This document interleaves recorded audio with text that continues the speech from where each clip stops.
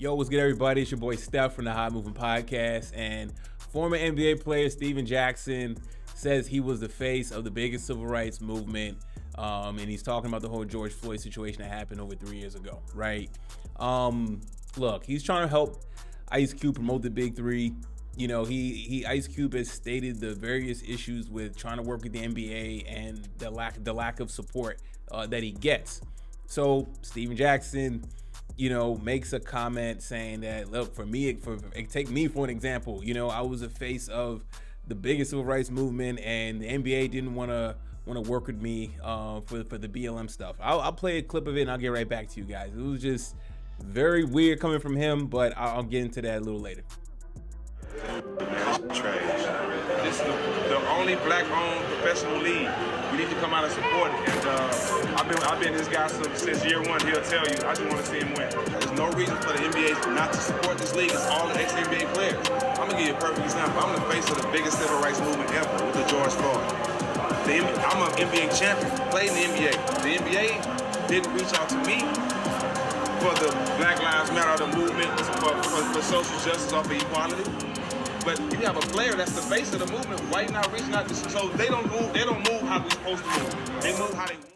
So Stephen Jackson, like, yo, he's pro-black everything, and I understand that, right? But clearly the NBA didn't want to work with you, not because the whole George Floyd situation. I think what it is that just your image is not what they want to project. You know what I'm saying? Like, Stephen Jackson still portrays that hood mentality, that street mentality, and that's cool. Like, I'm not knocking his background, you know what I'm saying? I don't know him like that, so I'm sure he's been through some stuff. Okay, but he don't look to me as a good representative or a good ambassador of the NBA. You know what I'm saying? And then for him to interject himself and say that, like, you self-proclaim that. Nobody looking back on the George Floyd situation, as bad as it was, there was just so many factors that play. It led to the conversation about just law enforcement, the use of force, what's appropriate, what's excessive, and whatnot. You know what I'm saying? And of course, it's going to add the racial component to things. And you just happen to, you know, you were a friend of George Floyd, okay, and you supported the family. And you stood by them as what a friend should do in a horrible situation like that, that's fine. You know what I'm saying? But to say that you were the face of the movement, you know what I'm saying? Like, no.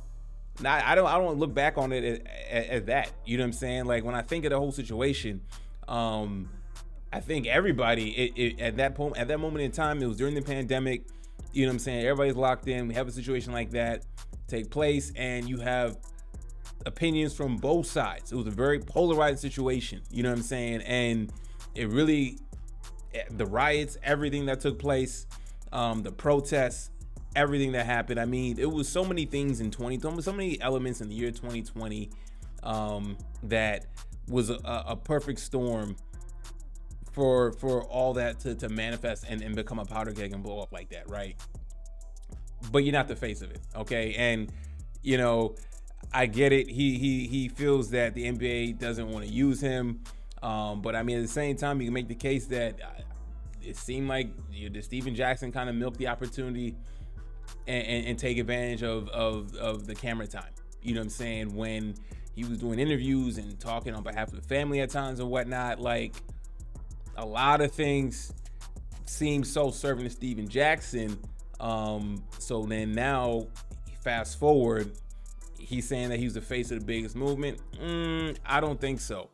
You know, I know you're trying to help Ice Cube promote the Big Three, but going about it this way, to interject yourself and say that you're the face of the biggest civil rights movement ever, a little bit of a stretch. I know you're on All the Smoke podcast, but it seemed like you definitely was smoking on something to think that. I mean, look, when I don't look at Stephen Jackson in the likes of an MLK, Malcolm X, you know what I'm saying, notable people that actually did a lot of work behind the scenes, in front of the scenes, took a lot of abuse and whatnot, like, nah, Stephen Jackson, nah, okay? Like, your friend, unfortunately, he passed away, you know, and look, the officers, they got convicted, all that stuff, you know what I'm saying? Like, you know, bad situation all the way around. It was not good.